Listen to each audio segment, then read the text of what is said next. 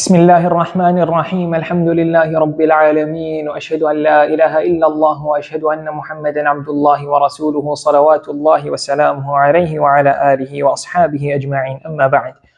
So inshallah tonight we finish the last segment of the fiqh of udhiyah, and tonight they discuss here at this point the fuqaha speak of now what to do after slaughtering, mainly after slaughtering in terms of distributing the meat, and also things connected to now the final stage of slaughtering in terms of not removing hair and nails. And basically that's in summary what they discuss.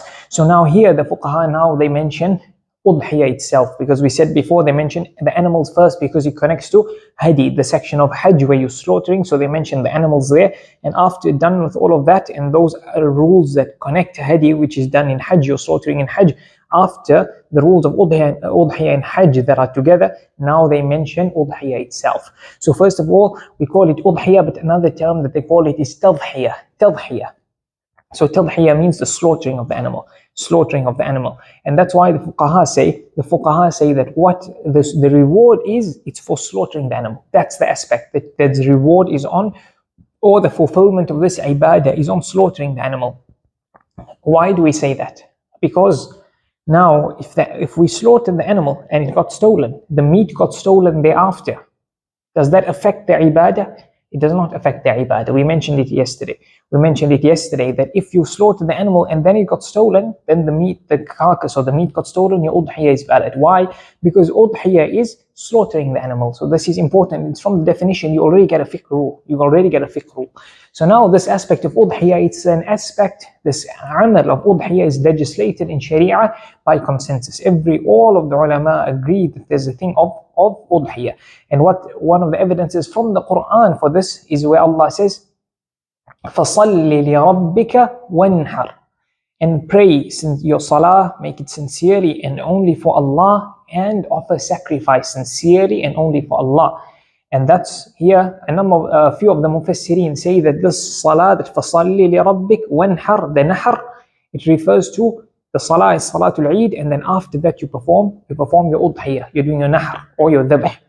And then Allah says, قُلْ إِنَّ صَلَاتِي وَنُسُكِي وَمَحْيَايَ وَمَمَاتِي لِلَّهِ رَبِّ الْعَالَمِينَ. My salah and my sacrifice are for Allah alone. That's why, like some of the ulama, Shaykh Taqiyuddin rahmatullahi alayhi, he says that the best action for your body is salah, and the best bodily action is salah, and the best monetary action is your udhiyah. Why? Because Allah puts the two of them together, saying, إِنَّ صَلَاتِي وَنُسُكِي وَمَحْيَايَ وَمَمَاتِي. My salah, my sacrifices, my living and my death, they for Allah alone, the Lord of the world. So in saying that, now what is the ruling? What is the ruling on udhiyah itself? So the majority of the ulama, other than the Hanafi madhab, they say that the udhiyah is sunnah muakadah. So first of all, they say it is not wajib, but it is sunnah muakadah. Why? Because Rasulullah sallallahu alayhi wasallam, he said about in the hadith of removing hair and nails, he said when the 10 days of Dhul Hijjah start, إِذَا دَخَلَ الْعَشْرُ وَأَرَادَ أَحَدُكُمْ, he says that when the 10 days of Dhul Hijjah comes and one of you wants to slaughter, then he shouldn't remove his hair and his nails. So where is the point that we take this rule from? Rasulullah sallallahu alayhi wasallam said, whoever wishes and wants to slaughter. So something that is wajib, they say it cannot be linked to a person's wish, a person's will to do it or does not will to do it. So if it is wajib, you have to do it. So that's how they look at it, one of the angles. And then for other ahadith that are used by some of the fuqaha who say it's wajib, Rasulullah sallallahu alayhi wasallam said, "Man kana lahu sa'a falam yudhi fala yaqrabanna musallana." That whoever has the means to perform udhiyah and he does not perform it, then let him not come near our musalla of Eid Salah. So this hadith and a couple others, the ulama, those who say it's not wajibah, they say these ahadith are weak. They say they're weak, but they indicate, number one, the basis for the action. Number two, the fact that there are these few ahadith show it's emphasized. So the sunnah becomes emphasized. So they don't, okay, since it's weak, throw it away. They say that this is an emphasized sunnah muakadah. That's what they say. And then Rasulullah sallallahu alayhi wasallam also said in the hadith of Daraqutni from Ibn Abbas radiyallahu anhu, ثَلَاثٌ كُتِبَتْ عَلَيَّ هُنَّ لَكُمْ تَطَوُّعٌ. 3 things have been prescribed on me. They are fard on me, but they are non-obligatory on you. One of them being udhiyah, the second one being salatul witr, and the third one being the 2 rak'ah before Salatul Fajr. So, and then in saying that, the slaughtering is an emphasized sunnah. It's an emphasized sunnah according to the majority of the ulama. So now we take from the sunnah muakadah. So sunnah muakadah, there's a couple of differences between sunnah and sunnah muakadah. So sunnah muakadah being an emphasized sunnah, and sunnah itself not being, it's not emphasized per se. So sunnah muakadah, the difference between the two is that sunnah muakadah it's if an action is sunnah muakadah, a person should do it all the time. A person should always do it. That's why here the fuqaha say if a person has the capacity, the monetary capacity to perform udhiyah, then he should do it. Then he should not leave it off. To the extent where Shaykh Ibn Taymiyyah rahmatullahi alayhi says if a person needs to take a loan to be able to slaughter for udhiyah, and he knows that he'll probably have the financial muscle to pay the loan back, then he should do so, to slaughter. Just how they say for aqiqah, here for udhiyah they say the same. He says the same, and they say the same. So because that's how emphasized the sunnah it is. In fact, he says it's wajibah. He says it's wajibah to perform udhiyah, like the ahnaf. Again, he said another one of his opinions which are in line with the hanafi opinion. But to the extent where he says that you take a loan. To the extent where the fuqaha say that if a person now is in debt, and he thinks he'd be able to still pay his loan off or his debt off, but at this moment he's in debt, but he can slaughter, knowing or thinking most likely I'd be able to pay my debt off, you can do so. Then it's recommended for you to still slaughter. So it could be a person, currently he has some funds available, and then at the end of the month he might have expenses, so you can apply to him. Now this person who has expenses at the end of the month, if they are going to be too much, then he doesn't slaughter. He's Medine, he might go in, then he's not going to have enough. But if he thinks he'd have enough, some other income is going to come in, then he can still slaughter. It will still be recommended for this person. To the extent that the fuqaha say that a wife, we said in the previous lessons that the sunnah of a household, when it comes to a household, is on the head of the household. So therefore, if the husband refuses to slaughter or refuses to give the funds to slaughter, or is not available, is not present to give the funds, but his wealth is there, it's permissible for a woman to take from the husband's wealth sufficient amount to slaughter on behalf of the family, without his permission. Now they do say in the chapter of spending on your family, at certain times when a woman is allowed to take from the husband's wealth without his permission to spend on her and her family, this is one of the situations. They mention that a lady can take from her husband's wealth, his funds, his money, and then buy the udhiyah on behalf of her and her household. To that extent, it is a sunnah muakadah. So we said sunnah muakadah. When it's something sunnah muakadah, you should do it all the time. You should try and do it all the time. And if it is sunnah, then it is better at times to leave off the sunnah. For example, the fuqaha mentioned like salatul duha. The hanbali fuqaha say it's sunnah to not perform it every day. It's a sunnah to perform salatul duha, but it's sunnah not to perform it every day. So a sunnah that is not muakadah, you can leave it off. It's at times to leave it off. This mas'ala itself, some of the Sahaba, Abu Bakr radiallahu anhu and Umar radiallahu anhu, they did not slaughter udhiyah sometimes. They did that to show people that it's okay to leave it, i.e. it's not wajib. Then the second difference between sunnah muakkadah and sunnah is that to leave off a sunnah muakkadah is makruh. It's makruh, so it's blameworthy. You don't get a sin, but it's blameworthy. And to leave off a sunnah is not to the level of makruh. So it's what we've spoken of before, calling it, the fuqaha, the usuliyun and the fuqaha call it khilaf al-awla. So it's a level lower than makruh, higher than if you say you have wajib and then after it is sunnah, then after it without the categories of sunnah you have mubah, then after that you have makruh. In between those two you have khilaf al-awla. So now we said it, sunnah muakkadah. Sunnah muakkadah on who? They say every Muslim that is mature, that is sane, and that has the means.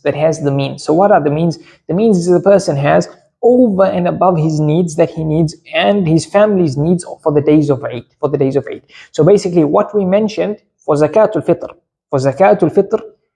those things the person should have above those things that we mentioned, enough to buy the Eid animal. If he does not have enough over and above his needs, then it's not sunnah muakadah for him. It's not. Then would he get the reward if he had the intention to do so? Those things fall what we discussed when we mentioned the fiqh of the salah of a sick person. The fiqh of the salah of a sick person, when a person cannot do an action, but he would have done it had he been able. We spoke on it there.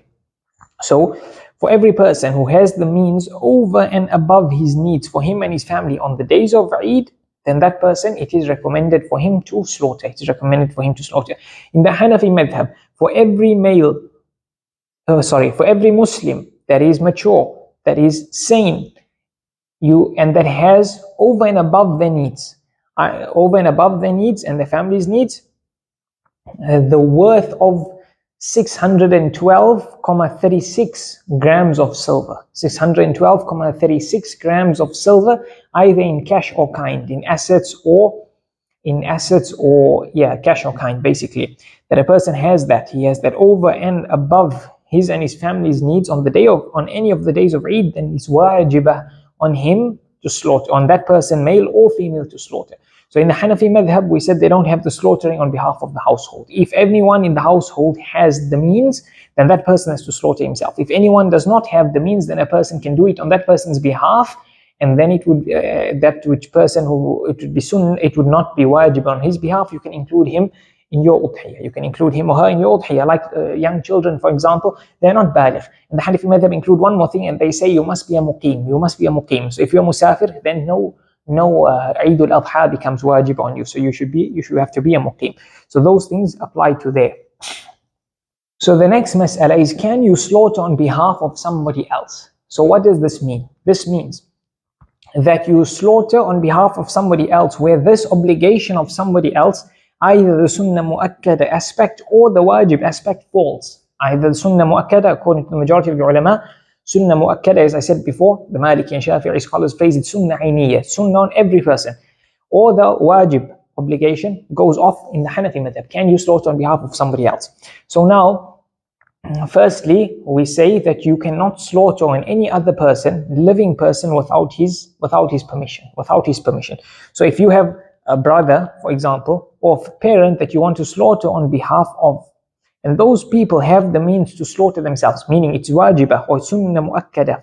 Let's go on the Hanafi madhab first. It's wajibah on them to slaughter. Then in this case, you cannot slaughter on their behalf without their permission. They have to give you permission first. So you can't decide, I'm going to go without them knowing I'll do something good for them and slaughter on their behalf. You can, they'd get the reward, but the wajibah obligation would still be on them. It would still be on them. So if they didn't slaughter, they still have to, in the Hanafi madhab, give the qada that we mentioned about the animal or the amount. It's not qada, but I just phrase it like that. But the amount, the kind of, in place of them not slaughtering, what we mentioned in the previous lecture, it still falls on them. And for the other madhahib, on the other madhahib, the sunnah muakadah aspect will not fall. It will not fall unless the people you slaughter on behalf of are your household. Unless they are your household. So they are your household, your actual household, or those three stipulations in the Maliki madhab, then there you can slaughter on behalf of your household without their permission.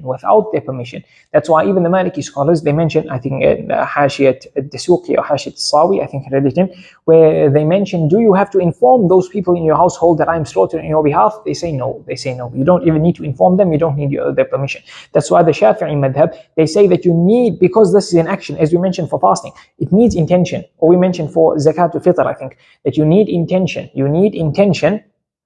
So since it needs intention, everyone's own ibadah and intention, you need permission from that person, because his intention needs to kind of be in this ibadah. So therefore, the Shafi'i madhab say you need everyone's intention and everyone's permission, except in a few situations. Amongst them, they say your household. You can slaughter on behalf of your household without their knowledge, without their permission. Number two, they say those who you include in reward with your sacrifice. So in terms of ticking off the sunnah muakkadah, then that will not happen if they are out of your household and if they did not give you permission. If they do not give you permission. If they're in your household, you don't need the permission, it gets ticked off. If they're out of your household, you need the permission. But can you include them in reward and the sunnah muakadah aspect is not ticked off? You can do so. Same thing in the Hanafi madhab. The obligatory obligation won't fall. It won't fall. But in reward, you can include whoever you wish. In reward, you can include whoever you wish, but the obligation will not fall. The obligation will not fall. Can you slaughter on behalf of a deceased? Now this is when the deceased did not give a wasiyah. If he gave a wasiyah and it falls, the animal, the worth of the animal falls into the third, that the person giving the wasiyah, the musi, his chance of a third that he can play with still to decide who gets a third of his wealth. If it falls into that amount, the amount of this animal or the share of the animal, then yeah, then you slaughter it on behalf of him. And then if the person did not give wasiyah, then can you slaughter on behalf of the deceased? Here the Hanafi fuqaha say you can do so. And then this animal that you slaughtered voluntarily on behalf of the deceased, you can eat from it, you can distribute it, just like how normal udhiyah. The hanbali madhab, they say the same. They say, in fact, they say it's even more, they say the deceased is even more in need of udhiyah than the living, because it's a form of charity and they cannot do this ibadah, while a living person can. So they say even more so the deceased person is in need of it. So to do it on behalf of the deceased person, then you can do with the meat as you wish in terms of dividing it, like how we're going to mention. Okay, so you can eat from it. Then in the Shafi'ee madhab, the madhab says you do not do so unless there's a wasiyah, because they say Ali radiallahu anhu slaughtered on behalf of Rasulullah sallallahu alayhi wasallam in Abu Dawood, and he said Rasulullah sallallahu used to slaughter two animals, two rams on behalf of himself and on behalf of Rasulullah sallallahu alayhi wasallam, and he said Rasulullah sallallahu alayhi wasallam gave me a wasiyah to slaughter on his behalf. So that's the Shafi'ee position on this. The second opinion, they say that some of our fuqaha say that you can slaughter on behalf of the deceased person, and they say that because it falls into a charity, because that's what it is essentially, is that it is a charity. It is a charity because there's monetary involved, you're paying for it. And they say that Muhammad ibn Ishaq ibn Sarraj al-Naysaburi, one of the mashayikh, ahadu ashyakh al-Bukhari, one of the teachers of Imam Bukhari rahmatullahi alayh, they narrate that he did, the Shafi'i scholars mention this, he did over 10,000 khatma of the Quran on behalf of Rasulullah sallallahu alayhi wasallam, and he slaughtered a similar amount of udhiyah on behalf of Rasulullah sallallahu alayhi wasallam. Allah knows best on the authenticity of that, but they mention it. Then the maliki scholars say that you need a wasiyah to slaughter on behalf of the deceased, or you need ta'yin from the deceased and then he passed away. So in that case you will not. In that case you cannot slaughter on behalf of the deceased. And some of them say, but you can if you include them in your sacrifice. So the rebuttal from the many Maliki scholars is that you can only include somebody, they have stipulations for including. And you cannot include the deceased person, doesn't fall into those stipulations. And then the Shafi'i madhab say that when you slaughter on behalf of somebody else, alone, you can't eat from that udhiyah. You have to give it away. So they say this also applies to the deceased, because you need permission from that person who you slaughter on behalf of if you can eat from his udhiyah. And in this case the person is deceased, so you cannot get his permission. So that's what links to. So those who say you cannot slaughter on behalf of the deceased, they say that it's not been reported, it is not a clear action from the Sahaba and Rasulullah sallallahu alayhi wasallam that they specifically slaughtered on behalf of the deceased. Yes, Rasulullah sallallahu alayhi wasallam did say on behalf this animals on behalf of Muhammad and the family of Muhammad and the ummah of Muhammad sallallahu alayhi wasallam. So that includes everyone, but at most it goes with reward with the person, not a separate animal, but with the person. And they also point out that yes, this is a charity, but it's not merely a charity, because if it were just a charity, because the objective is to slaughter, to get closer to Allah with the slaughtering. That's why you don't even have to distribute the meat, or you don't have to, but if the meat got stolen, it would count already. And also, if the fact that you need to slaughter specific animals and specific ages of animals indicates that this is an ibadah itself, and not specifically a charity alone. The next mas'ala connected to this is, can you slaughter on behalf of a fetus? We said zakatul fitr you give on behalf of a fetus. but the fetus, a child in the womb, can you give on behalf of a child in the womb, a fetus in the womb? So here, for this mas'ala, the answer is no. For this mas'ala, the answer is no. They say that the fetus, the child in the womb, does not have worldly rules and worldly fiqh rules connected to him, other than wasiyah, and other than inheritance, other than the wasiyah and other than inheritance. So other than that, it doesn't. And for why zakatul fitr is an exception, they say there's action of the Sahaba. There Uthman radiallahu anhu did so that made zakatul fitr an exception, and the rest of the things stay as normal. Then, so that means you don't even include the fetus in your intention, because he's not or she's not born yet, in your intention of slaughtering in terms of reward.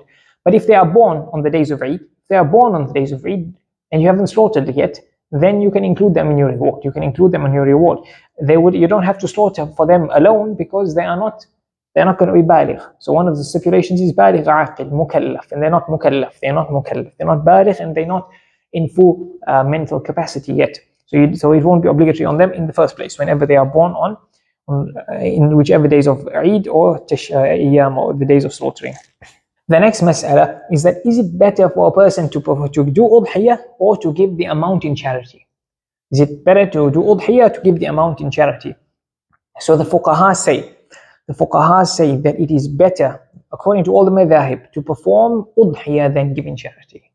It's better to perform udhiyah than to give in charity, because this is what Rasulullah sallallahu alayhi wasallam and Sahaba did. If charity was better, they would have not done so. And also, if you give charity instead of udhiyah, then this symbol of Islam and this feature of Islam of udhiyah would not be there. The symbol of Islam would not be there. Therefore, uplifting this and bringing about the symbol of udhiyah, that is an ibadah itself, and that goes above sadaqah. So they also say, so the person could, now if you could give in sadaqah more than you would buying an animal, still udhiyah is better. If you were to say, let me buy meat, for the same price I'd buy one animal, I can get for that same price much more meat that I could distribute, still we'd say udhiyah is better. But now let's say in a country or in a place or at a time, people were in severe poverty or severe difficulty, that in that case, if you gave them money, it would be more beneficial for them. Would charity be sadaqah than udhiyah, than the meat, or than giving the meat? Then you'd say, or for you slaughtering here, it would be more beneficial for you to send money over to those people than slaughtering in your country or by you. In this case, what do?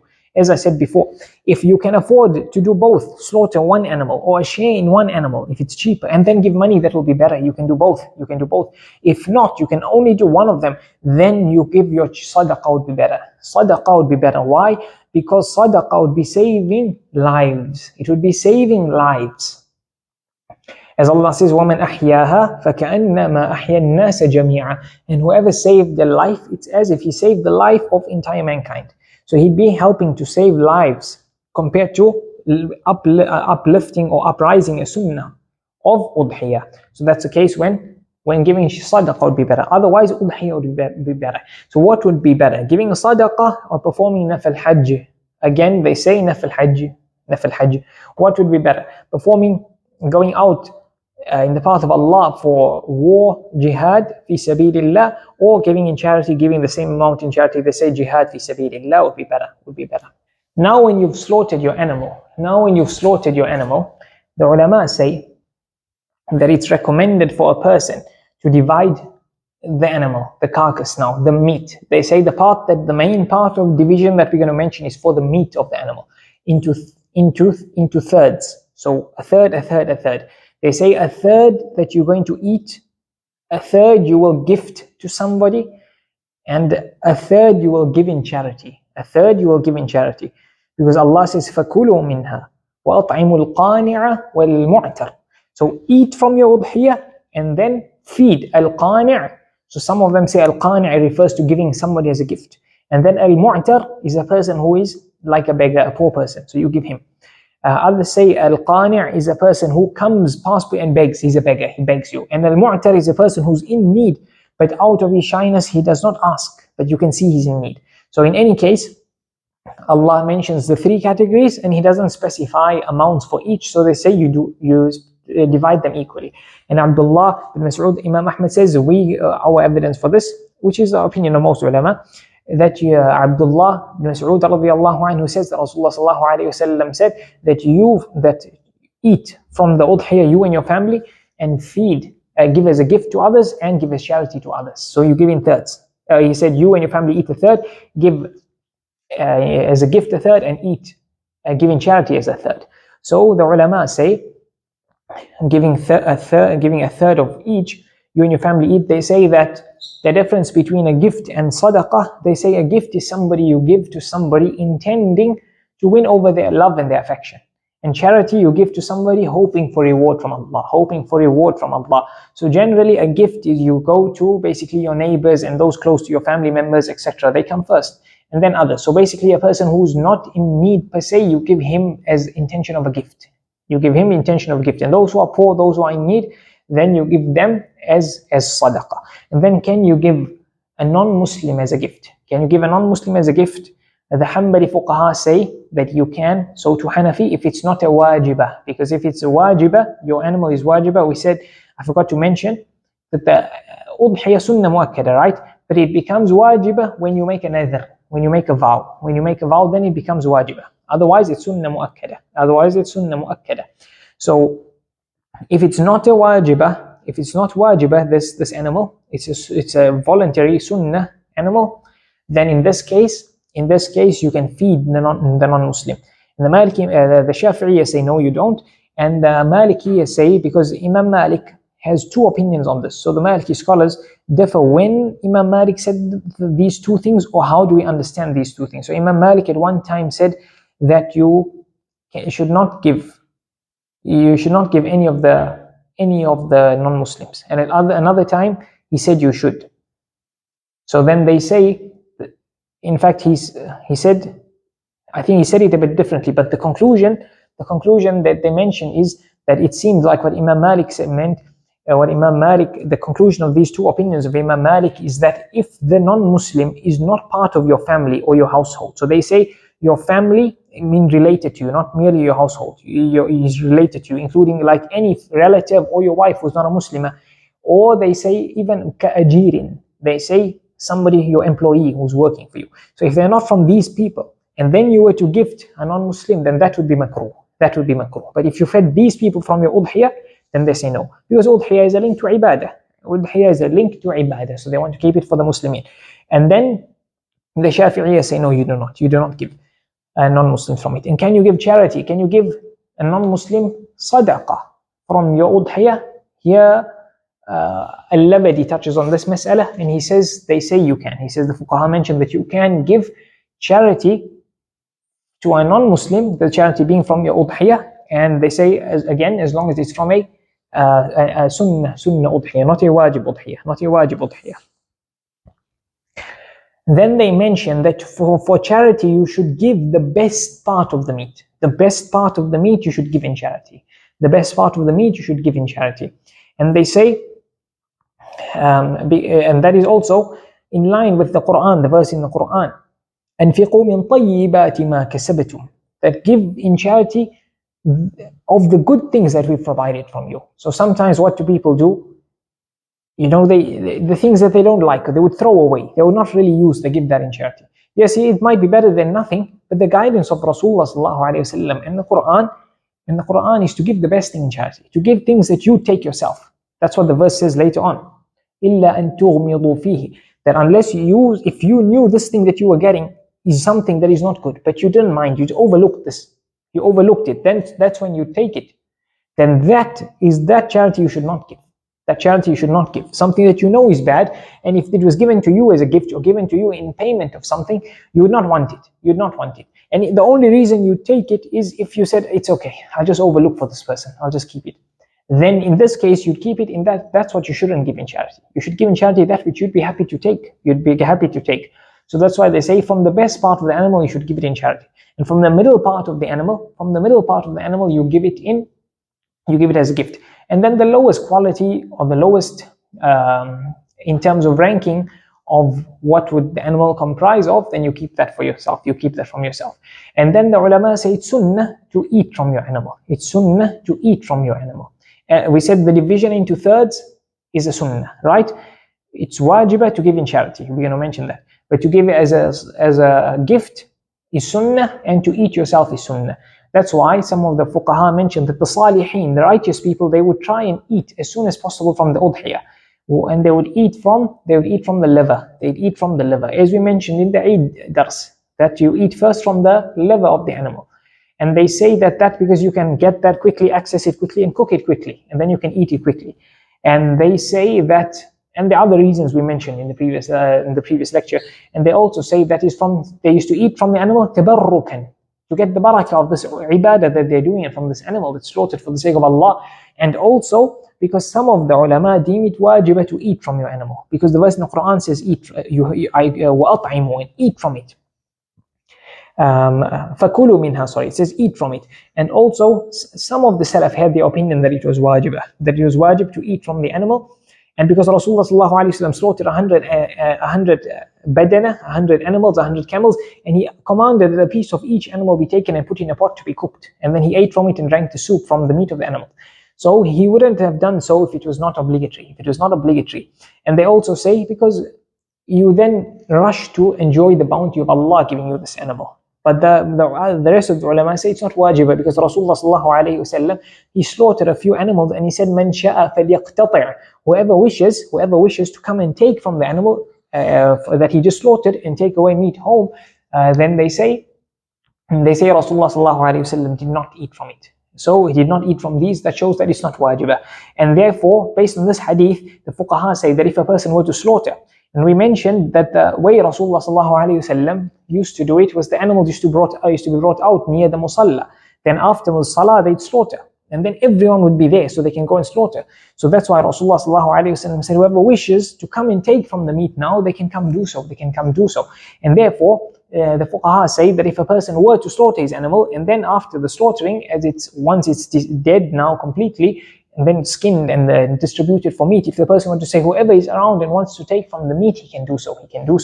And therefore, they mention this with Muhammad al-Khalwati. He says that doing this is fine, it's recommended, it's okay to do so, as long as it do not lead to people now trying to race each other, and then in the process of racing to get to the meat, they'd harm each other. So if it leads to people then harming each other, then in this case it will be haram to do such a thing. You'd rather distribute it yourself to who you wish, instead of opening the door for people to take themselves, because then they might fight with each other and argue with each other, and these things are not pleasant things.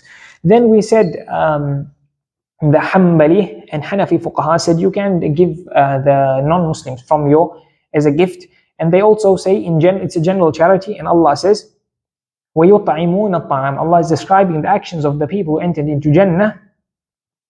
وَيُطْعِمُونَ الطَّعَامَ عَلَى حُبِّهِ مِسْكِينًا وَيَتِيمًا وَأَسِيرًا. That these people, one of the actions they used to do was they used to feed food despite عَلى حُبِّهِ, meaning مَعَ حُبِّهِ. On one of the meanings of this ضمير of the حُبِّهِ, despite their love for food, or it would mean despite their need for the food, or despite they are craving the food, despite them craving the food, or love of the food, or in need of the food, despite that they used to feed others from that food. Who? Miskina, a poor person, or yatima, an orphan, somebody without a father and not baligh, wa asira, and a captive. So the proof in this ayah is Allah says wa asira, and a captive. So this captive or prisoner of war, some of the Salaf, I think Qatada and Hasan al-Basri rahmatullahi alayhima, they said that at that time when the verse was revealed, the only captives that were around were non-Muslims. Yet this verse was revealed, and these people were praised. They used to feed these people, as a result they got Jannah. And amongst them was Asir, the captive, and he was in that time not a Muslim. So this indicates there's still virtue in feeding non-Muslims as well. In general. And then this udhiyah can fall into it according to the difference of opinion that we mentioned. So we said the meat gets divided. We said the meat gets divided into thirds, and they say approximately a third. So you don't need to be precise, but approximately would do the job. Approximately a person would fulfill the sunnah.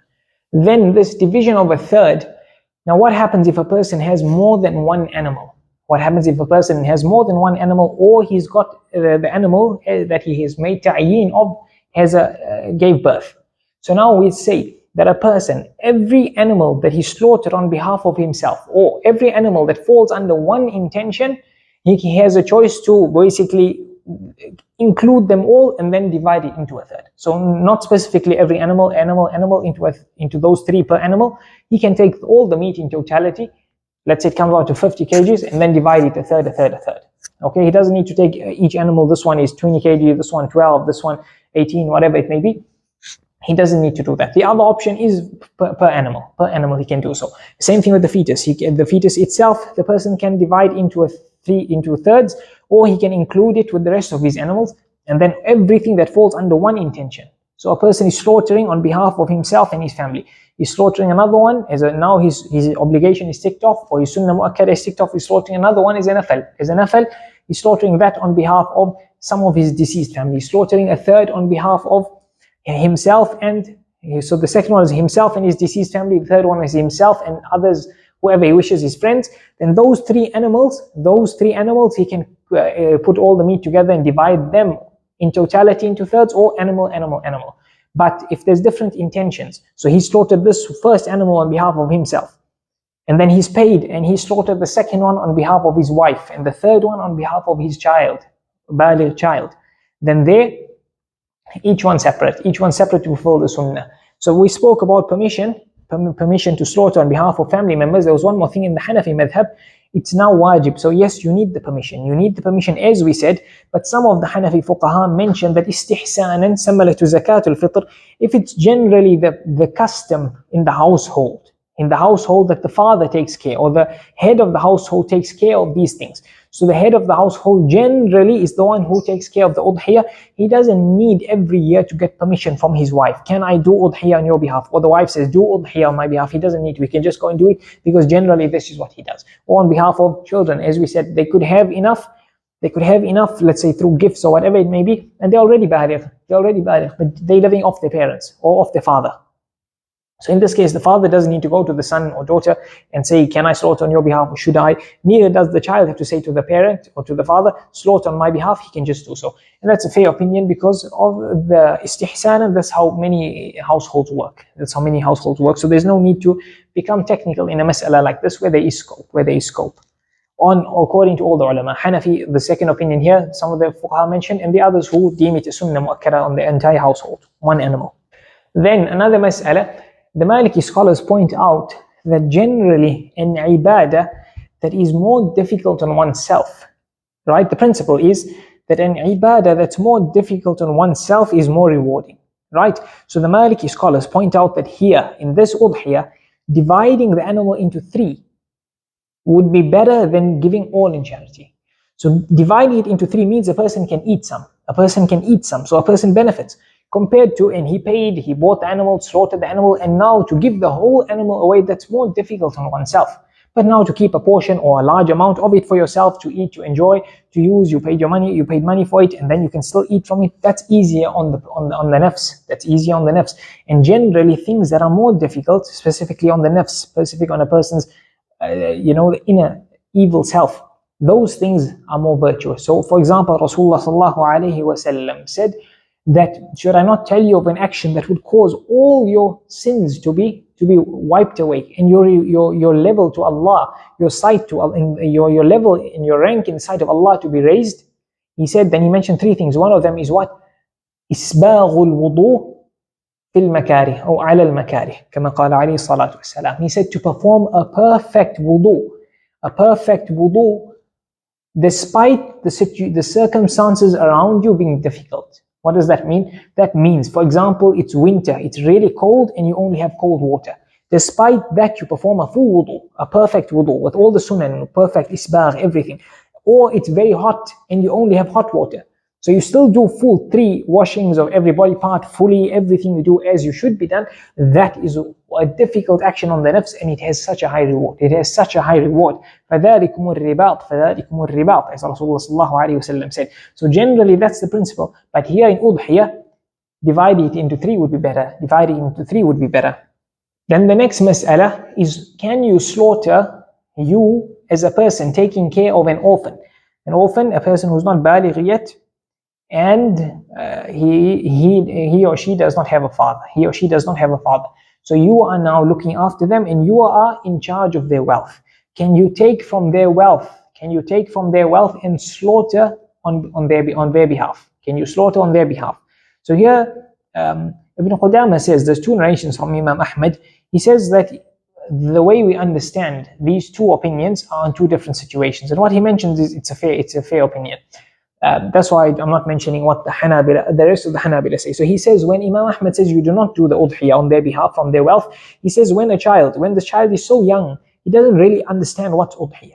And he won't feel sad that everyone is slaughtering and getting from the meat and having a day of festivity and Eid, and he doesn't have an animal. So he's not slaughtering and partaking and participating. So he's too young to process these things and to understand these things. Here, you do not slaughter from the wealth of this orphan. You do not. Because then there's no real benefit in it. Because he doesn't even understand what's going on. He doesn't even process what's happening. But if the child is now older and he sees that udhiyah is happening, and he sees everyone is participating, and he'd feel a bit sad that people are slaughtering the animals, his friends are slaughtering, they're participating in the udhiyah, and he doesn't have any animal. He doesn't have any animal, then in this case they say it would be recommended for the waliul mal, the person in charge of this orphan, especially in charge of the wealth of this orphan, now in this case to slaughter on behalf of this orphan, Like how, yes, you say it's obligatory to spend on the orphan to buy his necessary clothes. But now in Eid, he might have enough clothes, but then you buy something new. You buy something new for the orphan, even though you're using his money to buy something new, but it goes above the expenditure. But since it will make him happy, you do it. So the same thing here. But then you do not divide this animal into gifting and into charity, because this belongs to the orphan. So you have to give the meat is for the orphan. You cannot decide on your choice to divide it, because it's not your meat. So now the next mas'ala is, now the fuqaha say you can eat from your entire animal except a portion that has to go in charity, right? The portion, we will speak on it now. Or you can gift your entire animal except a portion that has to go in charity. So if you've left this portion we're going to speak about, this small amount, you've left it and you've eaten the rest, or you've gifted the rest, that's fine. The principle is, now this is a principle some of the fuqaha mention, it's an important one. They say, كُلُّ مَا جَازَ أَكْلُهُ جَازَ إِهْدَاؤُهُ. Everything you are allowed to eat, you have a right to go and eat it, you have a right to go and gift it. That's the principle. So here for the udhiyah animal, you can eat, let's say 98% of it. Then that 98% you also have a haqq to give it as a gift. But everything you're allowed to eat, you can't sell. Everything you're allowed to eat, you can't sell. Why? What does that mean? For example, we spoke about a walima. You're invited to somebody's house. That food is not yours. It's an ibaha. You just have a permission to go and partake. It only comes into your ownership when you basically put it in your mouth or you swallow it. But before that, while it's in your plate, you do not have full ownership of it. So now, everything you are allowed to eat, you are allowed to gift. So therefore, you can eat your entire animal except that portion, and you can gift the entire animal except that portion. If you ate the whole animal or gifted the whole animal, then you are responsible out of the haqq of the fuqara to give that portion we're going to mention now in charity. And this portion is the least amount that you give in charity. So the fuqaha say, أقل ما يقع عليه اسم اللحم. They say that it's the smallest amount, that part that is wajib to give in charity or to be held accountable for if you ate the whole animal or gave the whole animal as a gift, is that amount that you can deem it called meat. That small amount, like if you just gave like little portion, let's say 200 grams of meat, no one would really count that as meat. Or let's say 50 grams of meat, 50 grams of lamb, no one will really count that as meat. It's just a portion there, it's not really meat. So that you won't give. So the fuqaha in the past, they call it uqiyah. They say that weight, that they call it uqiyah, that amount you have to give in charity, that amount. Now Ibn al-Humam from the Hanafiya, he says this term uqiyah changes and is different from place to place and country to country. And al-Labadi says that uqiyah itself, you get different types. You have like an Iraqi, uqiyah, and other types. So the fuqaha don't mention which one. That's why the fuqaha say that this amount of uqiyah is basically the lowest amount that those people had in their time for weight. The lowest amount they had in their time for weight. So how would we know here? So here, if a person ate his entire animal or gifted his entire animal, so there's a portion that is a haqq for the fuqara. So a person should go to his butchery. He should go to a butchery. He should go to a butchery and ask the person there, what is the least weight that people generally buy? Not the least weight that somebody bought. In general, people buy, the least amount is how much? So he might then tell you 200 grams, half kg, quarter kg, etc. That amount then you have to buy and give in charity. That amount you have to buy and give in charity. And that amount, if you want to eat most of your animal except an amount, then that's the same amount. So you go and ask a butcher, how much is the least that people generally buy? So he might tell you plus minus between, let's say, 200 grams and 400 grams. No one buys less than that. In general, nobody buys less than that. So you then, between that amount, you then save from the meat that you've slaughtered, and you give that in charity. And then if somebody destroyed your animal, right? We spoke on the fact that the day he destroyed your animal, then he's responsible for the worth of your animal on that day. If he's destroyed the meat after it was slaughtered, but before it was distributed, he's responsible for the meat. He's responsible for the worth of the meat. They say he's responsible for the worth of the meat. Generally, since meat is something that can be weighed, like you can get something similar to it. 2 kg of let's say from a cow, from this cow, and that cow is as good as the same. So they say if a person destroyed the meat, he's responsible for that same amount that he destroyed of meat. So he destroyed 10 kgs of your meat, he has to give you 10 kgs of meat. Cow meat, he has to give you cow meat, for example. So that's important to know, right? And therefore, if a person did not give the fuqara their haqq, he did not give the fuqara their haqq until the meat now it got rotten, for example. Something happened to the meat, it got lost, destroyed, it became rotten. Then a person has to be responsible for that amount. For that amount that we said now, the haqq of the fuqara, he's responsible on it. If there is still some use of the meat, but it's lost its quality, then he is responsible for the arsh. Or he is responsible now for the difference between the worth of the meat when it was just slaughtered and all good, compared to now when he's caused something so that now the quality is gone. So there's the haqq of the fuqara in that amount connecting to those masail. Then some of the fuqaha say if a person makes somebody his wakeel to slaughter the animal or to distribute the animal, that wakeel cannot eat. If he says, you are my wakeel to distribute this animal, the meat, distribute it to the poor, the wakeel cannot eat, even if the wakeel is poor. Unless the person, the muwakkil, the person who makes the person a wakeel, the person who owns the animal, unless he says you can eat from it. Unless he says you can eat from it. So that's what the fuqaha say. But Shaykh Abdullah Aba Batin, I think Abdullah Aba Batin, I think in the Hashi al-Angari, it's mentioned that he says that if the wakeel himself is poor, then he can eat from it. If the wakeel himself is poor, he can eat from it.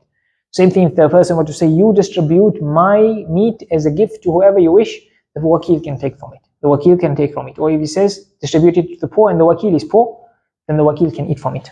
Then this meat that you give to the poor, the fuqaha say it must be uncooked. It must be uncooked. So you cannot give them cooked meat. It must be uncooked. The second thing they say is that you have to make them owners of the meat. So you cannot give it to, you have to give tamlik. We spoke about it the other day, tamlik. They have to become the owners of the meat. They can do whatever they want with it. You can't have them come to a walima or to you invite them over for a meal and then feed them, because that would be ibaha. That would be ibaha. It won't be tamlik. They can't do whatever they want with the meat. They can't just put it in a container from the pot and go. But you give them the meat, then they can do whatever they wish. They might not even want the meat and they want to sell it. So you give them full ownership, like zakah. You make them owners of the meat. Then one of the final masail, the last, maybe fifth last, they speak about storing the meat. And we spoke of in the previous lesson the mas'ala of how many days can you slaughter, and we spoke about the Prophet ﷺ prohibiting storing the meat for more than 3 days, right? So the fuqaha say that now that has been abrogated and you can store the meat as long as you wish, which means you don't need to distribute it as soon as possible. That amount that is haqq of the fuqara, that is the main thing we're speaking about. But if you intended, I want to give 10 kgs in charity, you don't have however amount, You don't have to do it as soon as possible. You can keep it stored in your freezer for however long, and then distribute it. But now some of the fuqaha make an exception, and they say, now when was that prohibition from Rasulullah sallallahu alaihi wasallam? People were dying of hunger. People were dying of hunger, so he tried to encourage people to eat as soon as possible and distribute as soon as possible. So if people were in a state where people are dying from hunger and udhiyah was slaughtered, then in that case, do not store for more than 3 days again. Just like how the rule that was there at that time for a specific thing, now it would come back here for this specific thing. And in normal circumstances, then you can distribute whenever you wish. You don't have to get it down as soon as possible. You can store meat. You can store the meat, and that's fine. Our final few masail have to do with removing hair and nails. Removing hair and nails and skin from the person who wants to slaughter. From a person who wants to slaughter. So now we're going to say, what's the rule on removing hair and nails? Okay, before that, we say this rule applies to the person who wants to slaughter. Now, wanting to slaughter, we say at which moment of wanting to slaughter, does it mean you've bought the animal, or does it mean intending?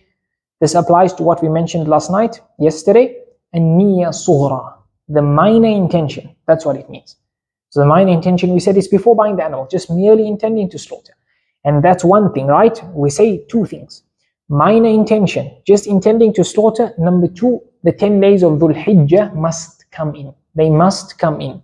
So once both are found, then this rule applies to you. So you could have intended to slaughter on udhiyah, but you intended it in Ramadan. So do you start not removing your hair and nails? No, because both things have to be there. Once the sighting of Dhul Hijjah has been seen, the moon has been seen, now the rule applies to you. So if the 10 days of Dhul Hijjah started and you have no intention yet to slaughter, the more you can remove your hair and nails. You can remove your hair and nails. The moment your intention comes to slaughter, you haven't bought the animal yet, the moment you have the intention, now the rules apply to you. So both things, when both things are found, now this rule applies to you. Then what's the wisdom of this, not removing hair and nails? The ulama mentioned that from the mercy of Allah is that sometimes there's a specific virtue or reward for a person doing an action, and then others do not get this opportunity. So through the mercy of Allah, He's put a substitute, or He's put something similar. So a person, the mu'adhin, has a great reward. Some of the ulama say that when Allah says, وَمَنْ أَحْسَنُ قَوْلًا مِمَّنْ دَعَا إِلَى اللَّهِ, who is better in speech than those who call to Allah? Some of them say it's the mu'adhin. The mu'adhin calls out the adhan, calling people to the salah.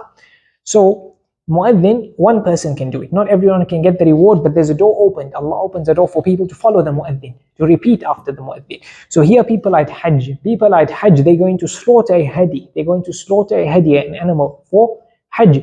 So people who are not in hajj, they also have the benefit of slaughtering an udhiyah animal. These people in hajj, they're going to be in ihram. They're not going to remove hair and nails. They're going to have other prohibitions, mahdhurat of ihram, other prohibitions. So these people, to resemble and mimic them, these people who are not hujaaj, they also do not remove the hair and the nails and their skin to resemble the hujaaj. Those people at hajj, they're going to be busy saying the talbiyah as a substitute. Allah gave the non-hujaaj the takbirat. So there's specified takbirat and general takbirat. The specified one, they happen after the salah, the fard salah, as you mentioned in the Eid lesson. And the other general takbirat, they happen throughout the day. So those people have talbiyah, these people have takbirat. Those people on the day of Arafah, they have the dua, chance of acceptance of dua, high chance of acceptance of dua. Allah gives them at Arafah. Those who are not at Arafah, on the day of Arafah, they are fasting. And Allah, as we mentioned in the fasting dars, that Allah has the fasting person has an accepted dua during his entire fast, and more so at iftar. So Allah of His mercy gives those who are not at hajj the same reward, the same or similar substitutes to basically partake and also get rewards along with the hujaaj. So now they say that what's the ruling on removing hair and nails? The hanbali fuqaha say it's haram. They say it's haram to remove your hair and nails. The maliki and shafi'ee and hanafi scholars, they say it is makruh to remove your hair and nails. There's a third opinion reported from Imam Malik and Imam Abu Hanifa rahmatullahi alayhima that it is permissible, and they have the reasons. I don't think I'll mention it. Let's see if I decide to mention it. But The other fuqaha say it is makruh to remove hair and nails, and the hanbali fuqaha say it's haram. Why? Rasulullah sallallahu alayhi wasallam prohibited. He said, if the 10 days of Dhul Hijjah start, and then one of you wants to slaughter, then do not remove your hair and your nails. So this is a command, and the starting point of a command is that it's haram, that it is haram. And they also say, those who say it's not haram, they say, Aisha radiallahu anha says Rasulullah sallallahu alayhi wasallam sent out his hadi. He sent out his hadi. فلا يحرم عليه شيء مما أحله الله. So none of those things that were halal for him, he made haram on himself. So those things that were halal, like removing nails, like hand nails, etc., she indicates to that. So the Hanbali fuqaha say that this refers to hadi and not udhiyah. This is not too accurate because they also mention that sadaqah is that udhiyah is better than sadaqah. And they mentioned that Aisha radiallahu anha said that for me to, she says, what does she say? Aisha radiallahu anha has a narration where she said, for me to give into charity a certain amount is better than doing udhiyah. It's better than, she mentioned it to a similar meaning. So the Hanbali fuqaha say that refers to, but she said not in udhiyah, in hadi. So there they say that refers to hadi and not udhiyah. So it's different there. Or she said udhiyah or hadi or something, but the Hanbali fuqaha say hadi and udhiyah are the same. That's my point that they mentioned there. And here they say it's different. So that's not the most accurate. But number two, they say Salama is narrating the words of Rasulullah sallallahu alayhi wasallam, and Aisha radiallahu anha is narrating the actions of Rasulullah sallallahu alayhi wasallam. And in usul, the principle is actions take preference over words. Actions take preference over words. And thirdly, the hadith of Aisha radiallahu anha is general. He did not make anything haram on him that was halal. And the hadith of Salama is very specific. It's very specific, hair, nails, and also skin. So therefore, that hadith is aam. You call it in usul, you say that one is aam and this one is khas. So they say, I'm just going to explain it here because it's a bit technical to explain the usul. They say al-khas muqaddamu ala al-aam. They say al-khas dilalatuhu qat'iyyah wal-aam dilalatuhu dhanniyah. So they look at it like that. The others would question the authenticity of Salama's narration, and also is it marfu' to Rasulullah sallallahu alayhi wasallam or is it mawquf? And hence the rule would change, and hence Imam Abu Hanifa and Imam Malik's one opinion. So they look at it like that. So they say then, based on the fact now there's certain things connected to this.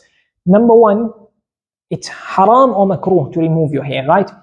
So now the fuqaha say that it's haram for 40 days to go by when a person has not removed his nails, clipped his nails and removed his armpit hair. So if the 40 days comes and you are in these 10 days with the intention to slaughter, what do? Those who say it's makruh would say haram takes preference. So therefore, to avoid the haram thing, you do the makruh thing. Otherwise, to get the makruh, you fall into haram, they say no. You rather get the haram thing away and fall into makruh. Another thing would be that there's certain occasions when it's wajib to remove hair and nails, or to remove one of these three things. Like, for example, at times when it would be obligatory to do circumcision for a male, then circumcision would take preference, according to those who say it. But circumcision can be delayed, so that may be for a few days. But another thing is a person who get the Islamic law, he's stolen or something and a body part gets cut, then that takes preference over the sunnah of not removing hair and nails. So now, if a person wants to perform udhiyah and hajj, so the fuqaha mentioned, can a person who's going to do hajj of tamattu' and hajj of qiran, he's going to have a hadi, he's going to have an animal to slaughter there, can he do udhiyah at home? The ulama would say, there's two opinions, with many saying he can, because Aisha radiallahu anha says, أدخل علينا البقر فقيل لنا أنه أضحية النبي صلى الله عليه وسلم, that a cow was entered upon us in Muslim, and it was said that this is the udhiyah of Rasulullah صلى الله عليه وسلم. Rasulullah صلى الله عليه وسلم has gone out to hajj. So though they allow it, so now that means a person now starts the 10 days of Dhul Hijjah, he intends udhiyah, he's now not removing his hand nails, and now he wants to go into ihram because he's going to do hajj. So now we say for hajj there's two situations. There's two situations when you remove hand nails. The one is the sunnah situation before you go into ihram to remove hair and to remove nails, etc. So here we'd say that not removing it takes preference over the sunnah. Why? Because on one hand there's a There's something indicating permissibility and impermissibility. On one thing, impermissibility takes preference, as we mentioned last time. And the other thing is, some ulama deem it haram. Some ulama deem it haram. So this, if you're out of hanbali, you still consider the difference of opinion. If you hanbali, one is haram, so you do not do a haram to achieve the sunnah. So therefore, in this case, you go into a haram without fulfilling the sunnah. The second aspect is when you are finished with your umrah, then or your hajj, you're going to cut your hair. You're going to cut your hair. So now there, what some people do is they don't cut the hair until they phone home and ask, is the udhiyah done? So that would be wrong. That would be wrong, because this removing the hair is an aspect of the hajj itself. It's an aspect of your nusuk itself. So there, what you do, you remove your hair. You remove your hair, even though your udhiyah might not have been slaughtered. But don't remove others, your nails and your armpit hair, etc. But your hair on your head, you remove it, because that's part of hajj. And then this, the rest of your body parts, wait for your udhiyah to be done. Wait for your udhiyah to be done. So we say the first 10 days of Dhul Hijjah, you do not remove your hair and nails. Or if you intend to slaughter after the 10 days have started, from there the rule applies to you. And then if you're slaughtering more than one animal, this rule lifts after your first animal. So if you're slaughtering 10 on different days, once you've done your first animal, you can now remove your hair and your nails. Number one. Number two, yes, we say first 10 days, but that's in general how we say it. But if you're slaughtering on day 11 or day 12, then you continue. The rule applies to you until you've slaughtered. Until you've slaughtered. Then number three, we say the person who intends udhiyah. The person who intends udhiyah. So who is the person who intends udhiyah? A person may have some animals that he is the owner of, as a farmer or shepherd or whatever it may be, and then he specifies an animal. So he'd be the intender, or another time a person who's is paying for the udhiyah. Why do we mention this? Because a few things connected to this. Sometimes people get confused. People make somebody else the wakeel of slaughtering the animal. Sometimes people make the person a wakeel to slaughter the animal. So the person going to do the slaughtering is not the person who paid for the animal. So some people think that it's the wakeel. It's the wakeel, the one who's going to be doing the slaughtering. He should not remove hair and nails. But the answer is that it's not. It's the person who paid. He's the one who intends the udhiyah. It's the one who intends the udhiyah. Some ulama say, but this opinion many don't agree with, is that since al-wakeel ya'khudh hukm al-asil, that's how the fuqaha say, that the wakeel takes the rule of the person who he's being the representative of. So since the person who owns the udhiyah can't remove hair and nails, this person is on behalf of that person, so he can't remove either. But they don't agree with this opinion, because Rasulullah sallallahu alaihi wasallam said, when the days of Dhul Hijjah come, whoever intends to slaughter, this wakeel does not intend to be the person doing the udhiyah, he's just doing the slaughtering. So that's number one. So if in that case, who would be the one intending? It's the one who paid the money. The second thing is, it connects to another mas'ala, and that is, a person is now slaughtering on behalf of his family, for example his household or others in his intention. Who is the person that does not remove his hair and nails? Two opinions. Many ulama, hanbali, many across all the schools, they say that a person who intends actually, like this person paying the money, or hukman, they say he's being slaughtered on behalf of. So that would mean I'm slaughtering on behalf of my family, my entire household, or I'm slaughtering on behalf of, the rule of not removing hair and nails applies to them. Or I'm slaughtering on behalf of my friend, the rule applies to my friend as well. That's how many of the ulama see. The other opinion is that it's only for the person who mainly intends the udhiyah. Who is this? Imam Ahmed said the person who paid for the animal, the person who paid for the animal. So it's me as the head of the household, I am paying for the udhiyah on behalf of my household. There are 50. None of the rule applies to them, it applies to me. And this opinion is quite a fair opinion, because Rasulullah sallallahu alaihi wasallam slaughtered on behalf of his family, and there's no narration that says he told them not to remove from the hair and nails. There's no narration like that. And those who say that it's the person who's slaughtering and those who includes in his intention or slaughters on behalf of, they say since they both share in reward and share in the fact that the intention is on both of them. Others don't agree with this. The others don't agree with this reasoning. So basically, the other opinion is quite a sound opinion, that only it's the one who intends, the person paying for it, according to whether it's makruh or haram, that he's the one who does not remove hair and nails. Ibn Awad, he mentions in Hashiyah that if it were a person were to pay for the animal on behalf of somebody else, so he may not even be slaughtering in the first place, but he paying for somebody else, he says both would not remove hair and nails. It applies to both, according to how the fuqaha phrase it.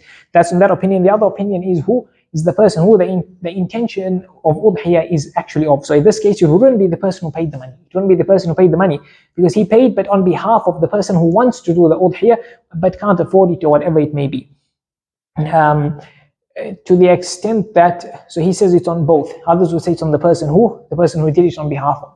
The third situation would be that this person gave money to somebody who could not afford the udhiyah. Somebody who cannot afford the udhiyah, then that person paid for it. Originally the money came from the person who gave him the money, but who would not remove hair and nails? It's that other person. It's that other person who paid, who essentially paid.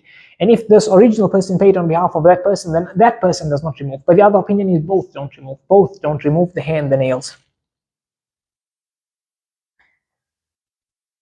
Then if a person removed his hair from his hair on his nails, or his skin, they say skin as well, and they say what's included in this is dead skin. They say what's included in this is dead skin. You might have dead skin on certain parts of your body or your feet, etc.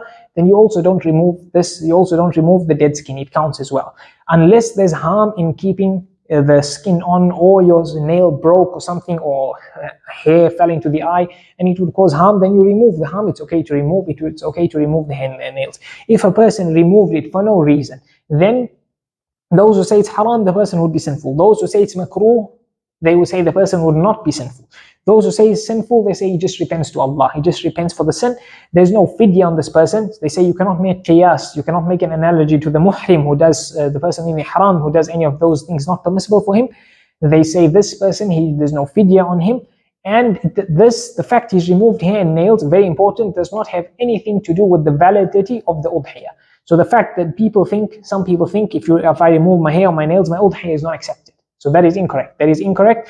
It does not have a link to the udhiyah. It's separate. It's separate. So the udhiyah is one thing, removing hair and nails is another thing. If you remove your hair and nails without a reason, if it's makruh, there's no sin on you, the udhiyah is totally valid, there's nothing to do with it. And if it's haram, there's a person is sinful, he repents, no fidya, and the udhiyah is valid. Then lastly, the fuqaha say that after slaughtering that, it would be recommended to shave your head. To shave your head, why? Because Ibn Umar radiallahu anhu, out of venerating and respecting this day, he shaved his head. The day of Eid, after slaughtering, he shaved his head. The other opinion, Ibn Taymiyyah says it's not sunnah, not reported from Rasulullah sallallahu alayhi wa sallam. So with that, I think we've covered our main masail. We've covered the main masail with the chapter of udhiyah. So therefore, just to emphasize it again or repeat it again, if a person slaughtered on behalf of himself and he included somebody else in his intention, then according to many of the ulama, the first opinion is that both of them would not remove hair and nails. The second opinion is based on the slaughterer, based on the person who mainly intends the udhiyah, which in this case is the person who spends the money, who bought the animal. So the friend that he's slaughtering on behalf of, or the family member, that person, it does not apply to him. It would apply to the person who bought the animal. The only case where this might change is when this person buys the animal on behalf of somebody else alone, not himself included. Then in this case, again, I said Ibn Awad mentioned that the person who bought the animal and the other person who the animal is on behalf of, both of them do not remove hair and nails. But the other opinion amongst the ulama is the person who intends the udhiyah. In this case, the person who bought the animal did not intend the udhiyah. He bought it on behalf of the person who intends the udhiyah. So like that, the mas'ala goes in the two opinions. Both of them have strength. And Allah Azza wa Jal knows best. We ask Allah Azza wa Jal to benefit us with that which He teaches us, and teach us that which He benefits us. وصلى الله وسلم وبارك على نبينا محمد وعلى آله وأصحابه أجمعين والحمد لله رب العالمين.